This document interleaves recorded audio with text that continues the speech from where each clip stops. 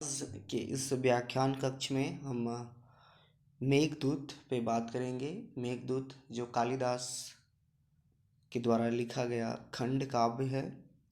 इस खंड काव्य में इस खंड काव्य के अंतर्गत मेघदूत इसका उदाहरण हम कह सकते हैं। मेघदूत जिसके लेखक महाकवि कालिदास हैं। महाकवि कालिदास की टोटल 7 रचनाएं हैं। उन 7 रचनाओं में से एक मेघदूत जो काफ़ी प्रसिद्ध रचना है। आज हम मेघदूत पर बात करेंगे। मेघदूत इसके बारे में मैंने चर्चा की थी कि मेघ का मतलब होता है बादल और दूत का मतलब होता है संदेश वाहक। तो इसमें मेघ जो है वो दूत बनता है। मेघ को दूत बनाया गया। मेघ को दूत बनाया गया। मेघ को संदेश वाहक बनाया गया। एक मेघ को संदेशा दिया जाता है और वह मेघ उस संदेशे को किसी दूसरे व्यक्ति के पास पहुंचाता है। तो इसका भाव मैं यही कहना चाहूँगा कि इस खंड काव्य में मेघ जो है वो दूत बनता है। देखेंगे आगे की कहानी में कि किस प्रकार से मेघ यहाँ पे दूत का काम करता है। तो कहानी है कि ये जो एक यक्ष नाम का नायक जो अपनी पत्नी यक्षिणी से अलग होकर के रामगिरी पर्वत पर चले जाते हैं। अपनी पत्नी किसी कारण से अपनी पत्नी से वो वियोग हो जाता है, विरह हो जाता है और अपनी पत्नी मतलब प्रेमिका, अपनी प्रेमिका से वो अलग हो जाता है और रामगिरी पर्वत जो कैलाश पर्वत के आसपास रामगिरी पर्वत है, तो रामगिरी पर्वत पर जाकर के 1 साल उसे रहने के लिए वो उनको शाप दिया गया, उसको दंडित किया गया कि तुम अपनी पत्नी से 1 साल अलग रहोगे। तो वो यक्ष 1 साल के लिए चला जाता है रामगिरी पर्वत पर और वहाँ पर एक समय ऐसा आता है चैत्र के मास में उसे अपनी पत्नी यक्षिणी की याद बहुत आने लगती है।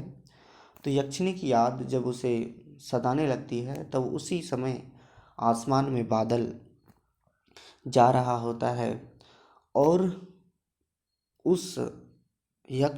वह यक्ष अपनी पत्नी के प्रेम में, अपनी पत्नी के वियोग में, अपनी पत्नी के विरह में इतना हद तक वो मदहोश हो जाता है कि वो बादल को दूत बनाता है और वो बादल से कहता है कि यह संदेशा मेरी पत्नी, मेरी प्रेमिका, मेरी कांता यक्षिणी को तुम पहुंचा दो। हाँ, तो इस प्रकार से यहाँ पे यक्ष अपनी प्रेमिका यक्षिणी के लिए मेघ से कुछ संदेशा भेजता है। इसलिए काव्य का नाम मेघदूत पड़ा। तो कालिदास की यह अद्भुत रचना है। देखेंगे कि इसमें किस प्रकार से कालिदास कैसे वर्णन करते हैं और वो यक्ष से मेघ को क्या कहलवाते हम इस व्याख्यान कक्ष में देखेंगे।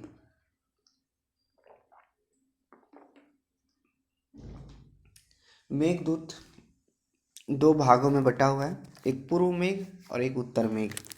पूर्व मेघ यहाँ पे लिखा हुआ देख रहे हैं आप। उत्तर मेघ तो ये मेघ में बटा हुआ है, पूर्व मेघ और एक उत्तर मेघ। पूर्व मेघ उत्तर मेघ। पहला क्वेश्चन आएगा कि मेघदूतम का विभाजन किस में हुआ है, तो मेघों में हुआ है, पूर्व मेघ और उत्तर मेघ। पूर्व मेघ और उत्तर मेघ। तो बात करेंगे इसके मंगलाचरण पे। तो इसका पहला श्लोक मंगलाचरण जिसमें मंदाक्रांता छंद है। मंदाक्रांता छंद है इसमें,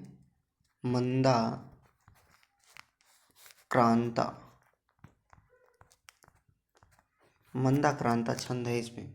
मंदाक्रांता छंद में टोटल 17 वर्ण है और एक टोटल 17 वर्ण नहीं है, मंदाक्रांता छंद के एक पद में 17 वर्ण है। इस प्रकार से एक श्लोक में 4 पद होते हैं और इस प्रकार से 17 चौक 68 68 वर्ण हो जाएंगे पूरे मंदाक्रांता में। एक पद में 17 वर्ण होंगे। इस प्रकार से पूरे मंदाक्रांता छंद में, पूरे श्लोक में, जो श्लोक मंदाक्रांता छंद में उपपद्य है, तो उस श्लोक में टोटल 68 वर्ण हो जाएंगे। तो इस प्रकार से आइए मेघदूत के इस मंगलाचरण को हम जानेंगे। मंगलाचरण क्या होता है? किसी भी पुस्तक को स्टार्ट करने से पहले वह जो कवि है वो मंगलाचरण करता है। मंगलाचरण करता है कहने का मतलब वो अपने इष्ट देवता को याद करता है। जैसे आप कोई भी काम करने जाएंगे तो कोई भी काम शुरुआत करने से पहले आप ईश्वर का नाम, माता पिता का नाम, जो आपके लिए पूजनीय हो, जो आपके लिए इष्ट हो, आप उसका नाम तो जरूर लेंगे। या फिर आप परीक्षा देने जाते हैं तो थोड़ा पूजा पाठ कर लेते हैं, तो वही आपके लिए मंगलाचरण है। आप परीक्षा हॉल में बैठते हैं, लिखने से पहले एक बार अपने ईश्वर को, अपने माता पिता को, जो आपके लिए इष्ट है, जो आपके लिए पूजनीय हो, अपने अल्लाह को, अपने परमेश्वर को आप तो याद ही करते होंगे। तो उससे पहले जो थोड़ी सी जो याद किया जाता है अपने ईश्वर को, तो वही आपका मंगलाचरण कहलाता है। तो बात करेंगे मंगलाचरण पर। तो मंगलाचरण जो मंदाक्रांता छंद में लिखा हुआ है, जिसमें प्रत्येक पद में, प्रत्येक पाद में आपका 17 वर्ण है। और यति की बात करेंगे तो इसका यति जो है, इसका रुकावट, इसको गाने के दौरान जो है, इसका रुकने का जो काम है वो 4 6 4 6 और 7। कहने का मतलब जब हम इसको गाएंगे तो 4 चौथा वर्ण पर, छठा वर्ण पर और फिर अंतिम 7वां वर्ण पे जाकर के रुकेंगे, तब इसका जो मंदाक्रांता छंद का जो लय है वो आपका क्लियर हो जाएगा। तो पहले 4 वर्ण पे रुकेंगे आप। 4 वर्ण जहाँ कंप्लीट होगा वहाँ थोड़ा सा लय तोड़ेंगे। फिर उसके बाद छठा वर्ण वहाँ से 4 के बाद जो 6 तक काउंट करेंगे तो छठा वर्ण पे जाकर रुकेगा। फिर उसके बाद लास्ट में 7। जैसे कश्चित कांता, यहाँ कश्चित होगा तो कांता में जाकर के 4 वर्ण होता है तो वहाँ रुकेंगे। विरहा गुरुना में जाके 6 वर्ण होता है तो वहाँ रुकेंगे। स्वाधिकारात परमत्ता, वहाँ तक 7 वर्ण होता है, फिर वहाँ जाकर रुकेंगे। अब इसको जब हम गाएंगे तो इसका लय पूरी तरह से आपको याद हो जाएगा। तो मंगलाचरण हम बात कर रहे हैं, इसमें कौन सा मंगलाचरण है? तो इसमें वस्तु निर्देशात्मक मंगलाचरण। मंगलाचरण 3 प्रकार का होता है: नमस्कारात्मक, आशीर्वादात्मक, वस्तु निर्देशात्मक। वस्तु निर्देशात्मक, ठीक है। तो देख लेंगे इसको वस्तु निर्देशात्मक कैसे होगा। तो इस प्रकार से ये मंगलाचरण आपका हम देखेंगे।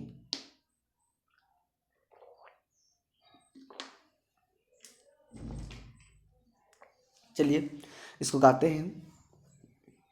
यहाँ काश्चित कर दिया है, होना चाहिए कश्चित। तो लिखता है: काश्चित कांता विरह गुरुनाम स्वाधिकारात् प्रमत्ता। काश्चित् कांता विरह गुरुनाम स्वाधिकारात् प्रमत्ता। सापेनास्तङ्गमितमहिमा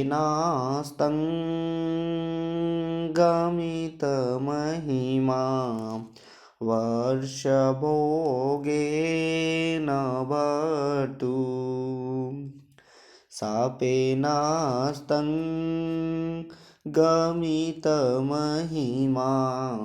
वर्षभोगेण भर्तु। यश्चक्रे जनकतनया स्नानपुण्योदकेषु।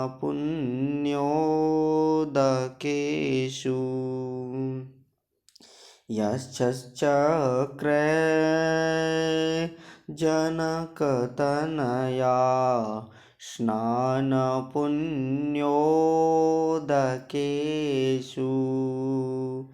स्निग्धच्छाया तरुषु वसितिं रामगिर्याश्रमेषु। स्निग्धच्छाया तरुषु वसितिं रामगिर्याश्रमेषु। इस प्रकार से हमने इस श्लोक का वाचन किया। इसमें मंदाक्रांत छंद है। गाने का तरीका आप देखेंगे, पहले चौथे वर्ण पे जाके रुकेंगे, चौथे से फिर छठे वर्ण, छठे से फिर आपका सात वर्ण पे जाकर के रुकेंगे। तो यहाँ लिखता है कश्चित, कश्चित, यहाँ काश्चित कर दिया, होना चाहिए कश्चित। तो काश्चित, कश्चित कांता, देखिए यहाँ पे रुक रहे हैं हम। हाँ, काश्चित कांता विरह गुरुना स्वाधिकारात् प्रमत्ता शापेनास्तं गमितमहिमा वर्षभोगेण भर्तु। यश्चक्रे जनकतनया स्नानपुण्योदकेषु। स्निग्धच्छाया तरुषु वसितिं रामगिर्याश्रमेषु। तो इस प्रकार से ये आपका इस जो मेघदूत का जो पूर्व मेघ है उसका मंगलाचरण हमने किया। देखेंगे इसका अर्थ यहाँ पे क्या लगता है, आप ध्यान देंगे कि इसका मीनिंग क्या है। इसमें वस्तु निर्देशात्मक मंगलाचरण है। वस्तु निर्देशात्मक मंगलाचरण मतलब उसमें डायरेक्ट विषय वस्तु पे चला जाना। मंगलाचरण में जिस मंगलाचरण में कहानी की ओर डायरेक्ट चला जाए, वो किसी ईश्वर को विशेषकर नमस्कार या आशीर्वादात्मक कोई जिक्र नहीं है, बल्कि उसमें विषय वस्तु को प्रथम श्लोक से विषय वस्तु कहानी स्टार्ट हो गई, तो वो आपका वस्तु निर्देशात्मक मंगलाचरण कहलाता है। कहने का मतलब ये हुआ कि वह जो पुस्तक है या फिर वह जो कहानी है, वह जो काव्य है, उस काव्य की जो कथा वस्तु है, और कथा वस्तु के बारे में अगर पहले ही मंगलाचरण में ही बता दिया जाए कि इस काव्य की कथा क्या है, उसका इंडिकेशन अगर मंगलाचरण में ही बता दिया जाए तो वह मंगलाचरण आपका वस्तु निर्देशात्मक मंगलाचरण कहलाता है। वस्तु को निर्देश कर दिया कि इस कहानी का वस्तु क्या है, इस कहानी का विषय वस्तु क्या है। तो विषय वस्तु को निर्देश कर देने के कारण इसका नाम वस्तु निर्देशात्मक मंगलाचरण हो गया। तो आइए देखते हैं। तो यहाँ लिखा हुआ काश्चित, कश्चित होगा, काश्चित नहीं। तो कश्चित मतलब कोई यक्षः, कोई यक्षः, फिर लिखता है चक्रे। हाँ, तो देखिए कैसे यक्षः, कश्चित मतलब कोई यक्ष चक्रे मतलब किया। ध्यान देंगे, कश्चित यक्ष चक्रे मतलब किया, तो क्या किया, वसितिम। एक एक शब्द को देख लेंगे। वसतिम मतलब निवास किया।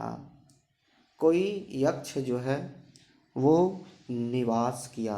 यश्चक्रे वसितिम। हाँ, तो यस कश्चित कोई यक्ष वसतिम चक्रे मतलब किया, तो क्या किया, निवास किया। हाँ, तो निवास किया तो कहाँ किया, तो लिखता है रामगिर्याश्रमेषु। रामगिरी जोड़ आश्रमेषु। यहाँ पे संधि है, यण संधि है। रामगिरी, हाँ, रामगिरी जोड़ आश्रमेषु। तो आश्रमेषु, तो यहाँ जोड़ करके रामगिरी रामगिरियाश्रमेषु हो गया। तो रामगिरी के आश्रम में, तो रामगिरी पर्वत है, रामगिरी पर्वत के आश्रम में निवास किया। कोई यक्ष कोई यक्ष रामगिरी के पर्वत पर कोई यक्ष निवास किया। रामगिरी पर्वत के आश्रम में, आश्रमेषु आश्रमों में, रामगिरी पर्वत के आश्रमों में कश्चित कोई यक्ष वसतिम चक्रे निवास किया। बात समझ आ रही है? क्वेश्चन आएगा कि यक्ष किस पर्वत पे जाके निवास किया था। मैं कहानी बता दे रहा हूँ कि यहाँ पे यक्ष रामगिरी पर्वत पर चला जाता है। तो कहानी डायरेक्ट स्टार्ट हो गई है। कहानी देखिए, मंगलाचरण में कहानी इंडिकेट कर दिया है। हाँ, कहानी यहीं से शुरुआत हो गया कि कोई यक्ष रामगिरी पर्वत पर चला गया, रामगिरी पर्वत पर चला गया, रामगिरी पर्वत पर निवास किया। रामगिरी पर्वत के आश्रमों में निवास करने के लिए चला गया या फिर निवास किया। अब ध्यान दीजिए, यहाँ रामगिरियाश्रमेषु, इसका विशेषण है कि रामगिरी में जो आश्रम है वो कैसा है। तो यहाँ पे लिखता है, लिखता है स्निग्ध छाया तरुषु। तरु मतलब होता है वृक्ष, तरुषु। देखिए, वो मैं पहले बताया था कि विशेष और विशेषण का विभक्ति वचन एक समान होता है। तो यहाँ जो विशेष्य है वो आपका रामगिरियाश्रमेषु है, और स्निग्ध छाया तरुषु है वो रामगिरियाश्रमेषु का विशेषण है। तो स्निग्ध छाया तरुषु, अब वो रामगिरी में जो आश्रम है वह आश्रम का दृश्य कैसा है, वो रामगिरी आश्रम कैसा है। तो यहाँ पे देखिए क्या लिखता है, तो लिखता है स्निग्ध छाया, छाया है, तरुषु, तरु मतलब वृक्ष। तो वहाँ आश्रम है तो वहाँ वृक्ष होगा।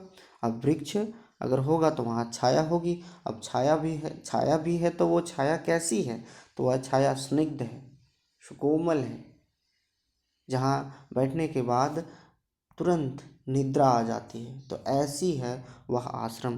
तो वह आश्रम कैसा है, स्निग्ध छाया तरुषु रामगिरियाश्रमेषु। यहाँ कोई पूछेगा कि रामगिरी का जो आश्रम है वो आश्रम कैसा था, तो वहाँ पे बहुत वृक्ष थे, वहाँ जो तरु थे, और वृक्ष की जो छाया थी वह कैसा था, स्निग्ध था। स्निग्ध का मतलब होता है घना, घनी छाया। जैसे कोई बबूल का पेड़ है तो बबूल के पेड़ में छाया नहीं हो सकती, क्योंकि जैसे छाया कहने का मतलब वहाँ पे बिल्कुल धूप ना पड़े। जैसे बहुत सारे पेड़ होते हैं, उसके जो पत्ते होते हैं बहुत सटे होते हैं, तो सूर्य की रोशनी थोड़ी सी भी नहीं आती है वहाँ पे, तो वहाँ पूरी की पूरी छाया हो जाती है, वहाँ पूरी की पूरी छाया हो जाती है। तो वह स्निग्ध छाया है। जैसे बरगद का वृक्ष, वहाँ स्निग्ध छाया होगा, पीपल का वृक्ष, वहाँ भी स्निग्ध छाया होगा। थोड़ी थोड़ी रोशनी प्रवेश कर जाती है, लेकिन स्निग्ध छाया। बहुत सारे ऐसे वृक्ष होते हैं जहाँ जिसमें सूर्य की रोशनी प्रवेश ही नहीं कर सकती, वो उस पत्तों में ही सूर्य की रोशनी छिप जाती है, और परिणाम क्या होता है कि वहाँ स्निग्ध छाया देखने को मिलता है। तो रामगिरी आश्रम जहाँ पे वह यक्ष निवास करता है, वह रामगिरी आश्रम कैसा है, तो स्निग्ध छाया तरुषु। तरुषु मतलब वृक्ष, छाया का मतलब वृक्ष की छाया, स्निग्ध। तो यक्ष ने रामगिरी आश्रम में निवास किया। अब वो रामगिरी आश्रम कैसा था, वो वृक्ष के छाया में, स्निग्ध नहीं, वृक्ष के स्निग्ध छाया में, वहाँ पे वो जो आश्रम कैसा था, वो आश्रम में वृक्ष होते थे, और वृक्ष की छाया भी थी, और वह छाया कैसी थी, वो स्निग्ध थी, सुकोमल थी। तो ये आपका विशेषण हो गया, वो आपका क्या हो गया, आपका विशेषण हो गया। फिर यहाँ पे आता है जनक तनया, जनयश्चक्र जनक तनया स्नान पुण्योदकेषु। तो जनक, जनक तनया, तनय मतलब पुत्री, तनया मतलब पुत्री। जनक, जनक तनया किसको कहा गया है? सीता को। सीता को जनक तनया। फिर लिखता है स्नान, स्नान मतलब नहाने से पुण्य, पुण्य हो गया है क्या? उदक, उदक मतलब जल, उदक मतलब जल। जनक तनया, जनक तनया, जनक तनया सीता, जनक तनया का मतलब सीता, सीता के स्नान से जहाँ का जल जो है वो पुण्य हो गया है, वह पवित्र हो गया है, ऐसा है वो रामगिरी आश्रम। तो रामगिरी आश्रम में तो वहाँ जल भी हो, तो जल होगा तो जल कैसा था? वो पवित्र था। तो वो पवित्र कैसे हो गया था? तो जनक तनया स्नान पुण्योदकेषु। ध्यान देंगे, रामगिरी पर्वत सीता हरण के दौरान, या फिर सीता 14 वर्ष के दौरान माता सीता और राम रामगिरी पर्वत पर गए थे। तो माता सीता जाहिर सी बात है वहाँ स्नान की होगी। रामगिरी, वहाँ पे जो नदी या फिर कोई ऐसा पानी का कुछ स्रोत होगा, तो वहाँ पे माता सीता उस आश्रम में या फिर रामगिरी में, रामगिरी चूंकि उस गिरी का नाम, उस पर्वत का नाम रामगिरी इसीलिए पड़ा क्योंकि वहाँ राम गए थे, इसीलिए उसका नाम क्या पड़ गया? रामगिरी। तो रामगिरी आश्रम पे वो गए राम, और तो वहाँ सीता भी गई होगी। अब सीता गई तो सीता स्नान की थी, और स्नान करने से वहाँ का जल कैसा हो गया था? वहाँ का जल पवित्र हो गया था। इसीलिए यहाँ पे लिखा है वह आश्रम कैसा था? तो जनक तनया स्नान पुण्योदकेषु, सीता के स्नान करने से वहाँ का जो जल था वो पवित्र हो गया था। वहाँ का जो जल था वो पवित्र हो गया था। इस प्रकार से यहाँ पर वो अर्थ आपका, ये पूरा अंतिम का 2 लाइन का अर्थ आपका पूरा क्लियर हो गया। तो लिखता है यश्च चक्रे, यक्ष, यक्ष जो है वो चक्रे, वसितिम चक्रे, वो निवास किया। कहाँ निवास किया? जहाँ, जहाँ का पवित्र, जहाँ का जल सीता के स्नान करने से पवित्र हो गया था, और जहाँ की छाया, जहाँ, जहाँ का वृक्ष की स्निग्ध छाया होती थी, जिस आश्रम में वृक्ष की स्निग्ध छाया होती थी, वृक्ष की सुकोमल छाया होती थी, वृक्ष की निद्रा युक्त छाया होती थी, ऐसे आश्रम में, ऐसे रामगिरी आश्रम में वह यक्ष निवास किया। अब यक्ष निवास किया, तो यहाँ तक आपका क्लियर हो जाएगा। तो कहानी स्टार्ट हो गई। यक्ष कहाँ पे निवास किया? तो रामगिरी आश्रम में। वह रामगिरी आश्रम कैसा था? तो रामगिरी आश्रम की यहाँ पे 2 विशेषण है, इसीलिए यहाँ पे सप्तमी व्यक्ति बहुवचन, और यहाँ पे भी सप्तमी व्यक्ति बहुवचन। क्यों?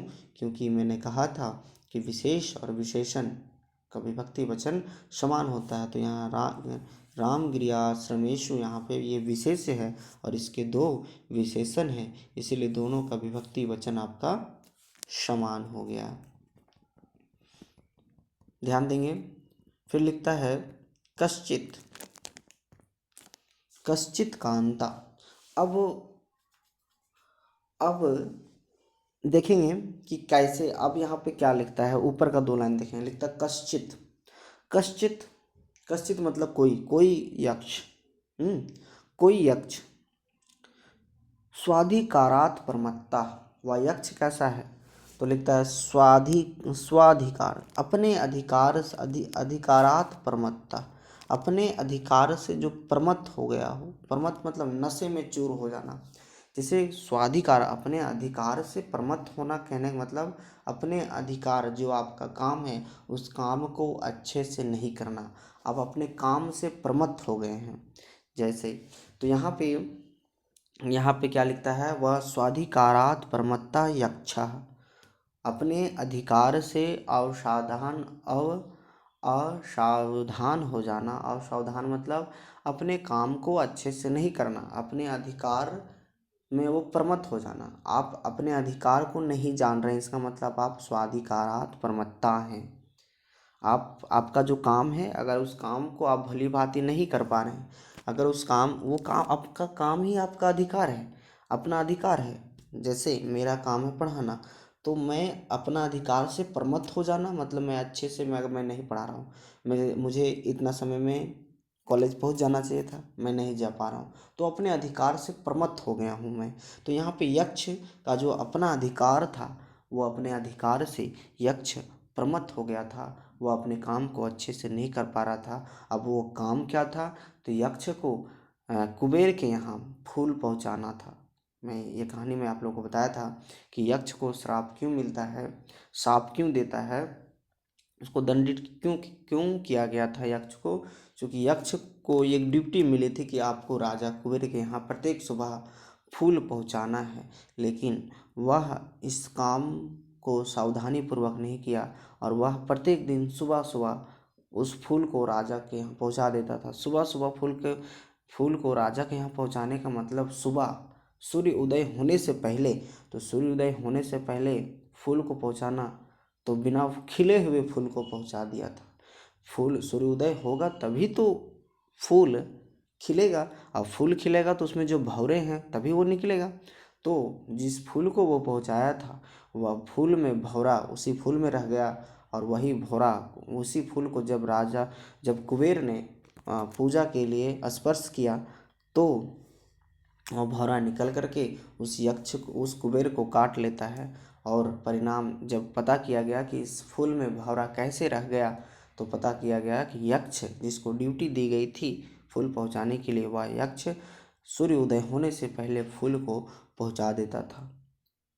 तो फिर बात हुई कि वो सूर्योदय होने से पहले क्यों, वो ने अपनी पत्नी, अपनी प्रेमिका के कारण, अपनी कांता के कारण, वो अपनी प्रेमिका के लिए अपनी पत्नी के कारण अपनी सुबह सुबह अपनी पत्नी का साथ नहीं छोड़ना चाहता था। इसलिए वो जल्दी से अपने काम को निपटारा करके, अपने काम को निपट करके वो तुरंत अपनी पत्नी के पास चला जाता था। बोला अच्छा, इसीलिए उस अपने काम को अच्छे से नहीं किया, और इस प्रकार से वह उसको फिर वो दंड दे देता है कि जाओ तुम अपनी पत्नी से 1 साल अलग रहोगे, क्योंकि अपनी पत्नी के कारण ही तुमने अपने काम को अपने अधिकार से तुम प्रमत्त हो गया।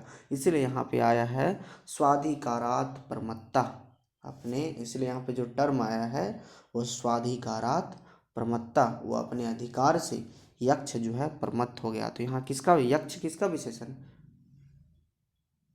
सॉरी, यहाँ पे स्वाधिकारात् प्रमत्ता या किसका विशेषण है, वो यक्ष का। इसीलिए यहाँ पे लिखता है स्वाधिकारात्, अपने अधिकार से प्रमत्त कोई यक्ष, कश्चित अपने अधिकार से, कश्चित स्वाधिकारात् प्रमत्तः यक्षः वसतिं चक्रे रामगिर्याश्रमेषु। कोई यक्ष जो अपने अधिकार से, अपने काम से और असावधान होकर के वह रामगिरी आश्रम में जाकर के निवास किया, तो अपने काम के प्रति स्वाधिकारात् हो गए, स्वाधिकारात् प्रमत्त। इसलिए अपने काम जो आपकी ड्यूटी है, उसका ड्यूटी को अच्छे से करें। आप अपनी ड्यूटी को अच्छे से नहीं करने के बाद कुछ अलग परिणाम हो सकता है, दंडित भी हो सकते हैं आप। फिर यहाँ पे लिखता है सापे नाश, है ना, सापे नाश तंगमित महिमा, अस्तंगमित महिमा, अस्तंगमित महिमा, अस्तंग मत अस्त अंगमित महिमा, अस्त मतलब अंत हो जाना, गमित मतलब चला गया, हाँ, महिमा जिसकी महिमा अस्तंगमित हो गया, जिसकी महिमा समाप्त हो गई, तो सापेन जोड़ अस्तंगमित महिमा, यहाँ पे आपका हो जाएगा अस्तंगमित महिमा। तो वो उस यक्ष की महिमा जो थी वो क्या हो गई थी, वो समाप्त हो गई थी। तो यक्ष, ध्यान देंगे, यक्ष एक प्राणी है, एक विशेष प्रकार की प्राणी है। जैसे मनुष्य एक प्राणी है, कुत्ता एक प्राणी है, और देवता भी एक मनुष्य के एक अलग टाइप के हैं ना, तो वो भी एक प्राणी है। दानव राक्षस भी एक प्राणी है। उसी प्रकार से एक यक्ष जो होता है उसकी भी बनावट एक हम लोग मनुष्य के शरीर के जैसा ही होता है, लेकिन उसमें कुछ अलग तरह की महिमा होती है। तो यक्ष जो है ना, अगर चाहे तो वो अभी आँख बंद करेंगे तो कहीं जहाँ वो पहुँचना चाहे वहाँ पहुँच सकते हैं। जहाँ वो पहुँचना चाहे तो वो पहुँच सकते हैं। जैसे यक्ष यहाँ पे रामगिरी आश्रम, रामगिरी पर्वत पे है यक्ष, अगर वो चाहे तो अपनी पत्नी के पास जा सकते हैं। और यक्षों के पास, यक्ष एक मनुष्य टाइप से एक प्राणी है। उसकी भी संरचना मनुष्य की जैसे ही है, 2 हाथ, पैर, नाक, कान, मुँह, ये सब सारा कुछ उसी के जैसा है। तो उनकी महिमा कैसी है कि उनकी महिमा ये है कि अभी यहाँ आँख बंद करेंगे, जहाँ वो जाना चाहें वहाँ दो जगह अपनी ड्यूटी कर सकते हैं। अगर वो चाहें तो वो रामगिरी आश्रम में, तो रामगिरी पर्वत पर थे वो 1 साल के लिए, अगर वो चाहे तो वहाँ से तुरंत एकदम क्षण भर के लिए अपनी पत्नी, अपनी कांता यक्षिणी के पास वो आ सकते हैं। लेकिन नहीं, तो इसलिए लिखा है कि उसका जो महिमा है वो अस्तंगमित हो गया है, उसकी जो महिमा है वो समाप्त हो गई है। अब वो, उसके पास जो शक्ति है, उसके पास, उस यक्ष के पास जो विशेष शक्ति है, और विशेष शक्ति अब नहीं रही। तो तड़पने से तो फिर वो क्यों तड़प रहा है? आज इतना तड़पने से अच्छा है कि वो अपनी तुरंत अपनी पत्नी के पास चले जाते।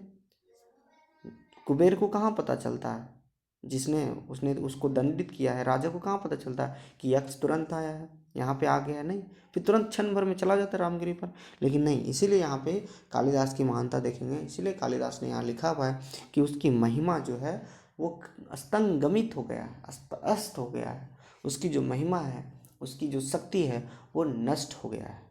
हाँ, तो कैसे नष्ट हो गया है? तो लिखता है सापेन, सांप से, शापेन, शापेन मतलब सांप से, मतलब सांप से उसकी जो महिमा है वो अस्तंगमित हो गई, अस्तंगमित महिमा, उसकी जो महिमा है वह नष्ट हो गया है, उसकी जो महिमा है वो नष्ट हो गई है। तो किसके शाप से? तो बोलता भरतु, भरतु मतलब मालिक, मालिक के श्राप से, मालिक के सांप से जो उसकी महिमा है, उसकी जो शक्ति है वो नष्ट हो गई है।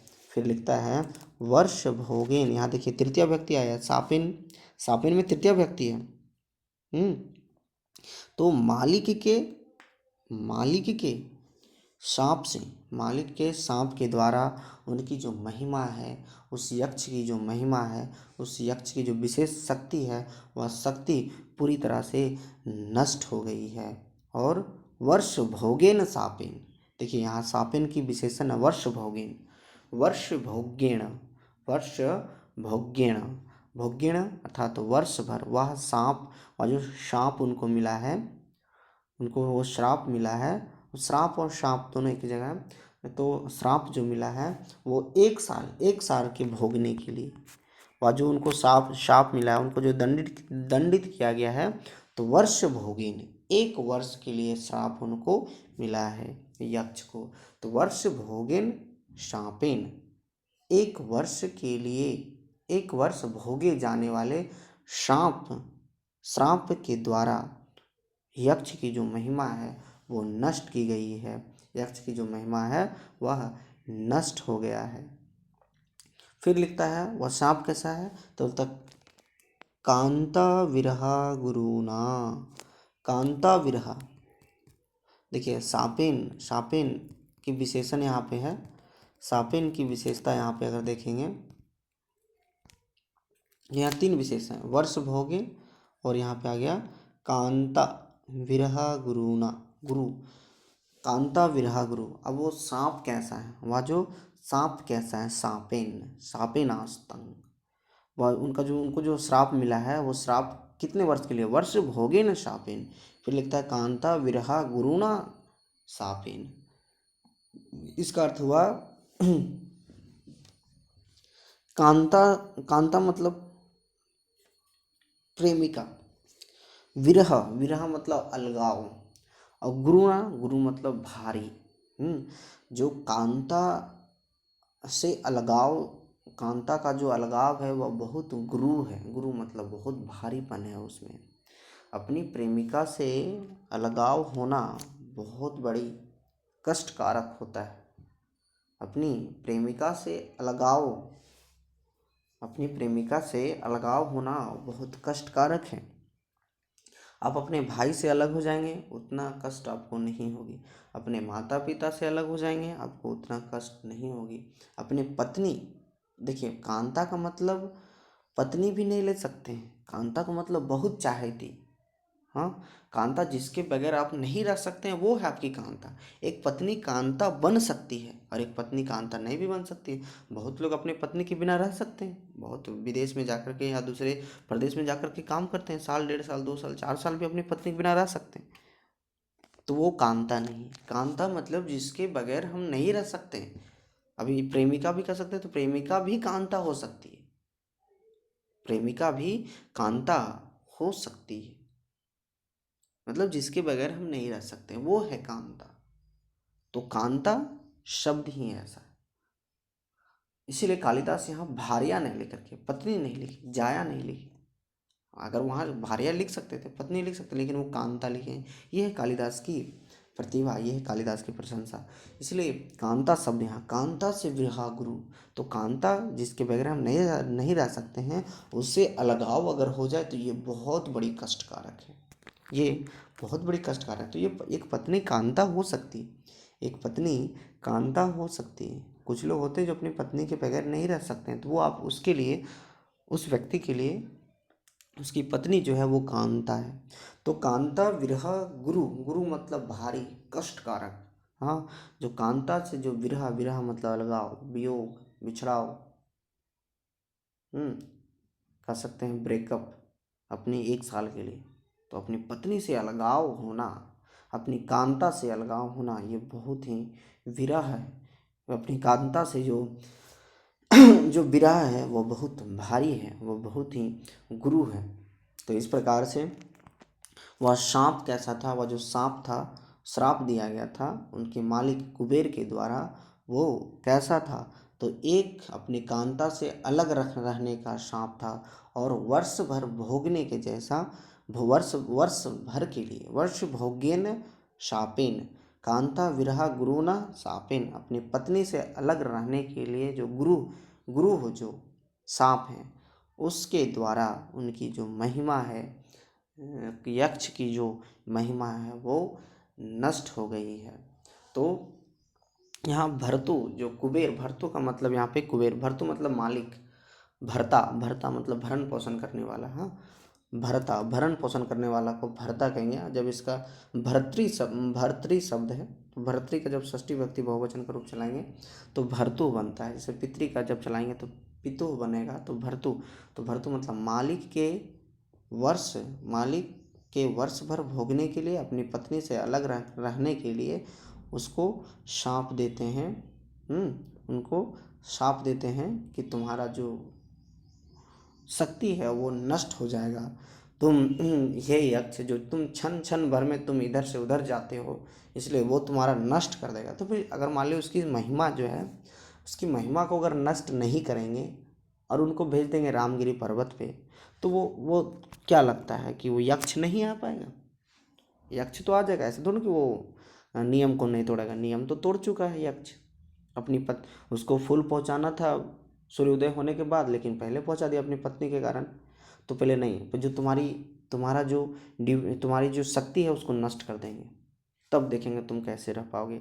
हाँ, अगर मान लिया जाए उसकी जो शक्ति थी, शक्ति क्या थी, उसकी महिमा क्या थी, कि वो क्षण भर में कहीं से कहीं पहुंच जाता था। तो पहले उसकी शक्ति को नष्ट कर दिया, कौन? उसके मालिक कुबेर।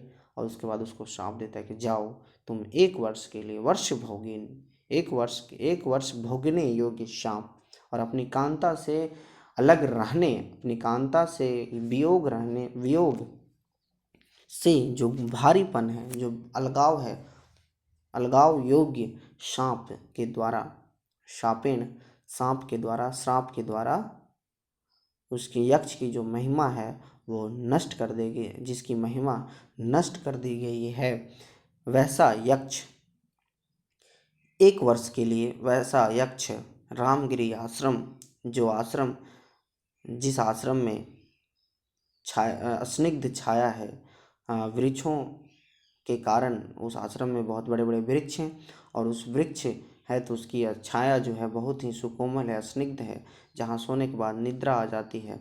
और वह उस आश्रम में वह आश्रम और कैसा है, वह आश्रम का जो जल है वो पवित्र हो गया है सीता के स्नान से। तो उस आश्रम में वह जो यक्ष है वो निवास किया। क्यों निवास किया? अपने पति सॉरी अपने मालिक के सांप से। और वह सांप कैसा था? उसकी महिमा को नष्ट कर दिया, जिसकी महिमा नष्ट कर दी गई है किसके द्वारा? मालिक के सांप के द्वारा। वह सांप कैसा था? वह श्राप कैसा था? अपनी पत्नी से अलग रहने योग्य और 1 साल भोगने योग्य सांप उनके द्वारा, मालिक के द्वारा दिया गया। इस प्रकार से ये जो मंगलाचरण है इसका एक बार हिंदी अर्थ में पूरे बारीकी से मैं बता देता हूँ। इस मंगलाचरण में ये उल्लेख है कि कोई यक्ष जो अपने अधिकार से प्रमत्त हो गया था, अपने काम को अच्छे तरह से नहीं कर पा रहा था। अब वो काम क्या था मैं बता दिया, वह काम को अच्छे तरह से नहीं कर पा रहा था। और तब उसका मालिक जो कुबेर है, भर्तु का मतलब यहाँ पे कुबेर है, तो उसका मालिक उसे श्राप देता है कि तुम्हारी जो शक्ति है, वो महिमा है, वो नष्ट हो जाएगा और तुम 1 साल के लिए अपनी पत्नी से अलग रहोगे। और फिर इस प्रकार से वह यक्ष जो है वो रामगिरी आश्रम में वो निवास करता है। वह रामगिरी आश्रम कैसा था? तो वहाँ सीता के स्नान करने से वहाँ आश्रम की जो जल है वो पवित्र हो गया था। बड़े बड़े जो वृक्ष हैं उसकी जो छायादार जो वृक्ष हैं उससे छाया जो है, स्निग्ध छाया पड़ती थी उस आश्रम में। इस प्रकार से रामगिरी आश्रम में वह यक्ष निवास करता था।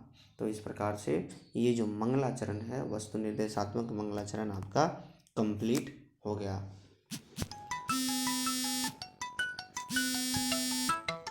वो आपका कंप्लीट हो गया। तो लिखता है कश्चित् कांता विरह गुरुना स्वाधिकारात् प्रमत्ता सापेनास्तङ्गमितमहिमा वर्षभोगेन भर्तु यश्चक्रे जनकतनया स्नानपुण्योदकेषु स्निग्धछायातरुषु वसतिं रामगिर्याश्रमेषु। इस प्रकार से ये आज का जो मंगलाचरण है, आज का जो व्याख्यान कक्ष है, जो पूर्व मेघदूत के जो पूर्व मेघ का जो प्रथम श्लोक है वो आपका समाप्त हो गया। चलिए।